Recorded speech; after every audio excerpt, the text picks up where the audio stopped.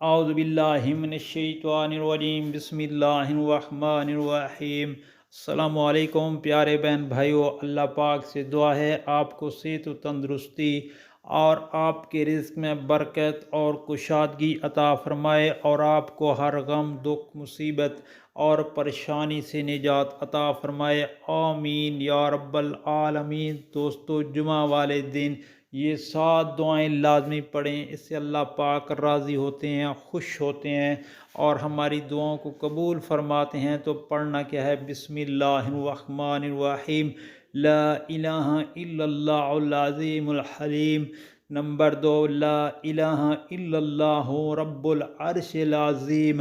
Number 3، الحمد للہ رب العالمین۔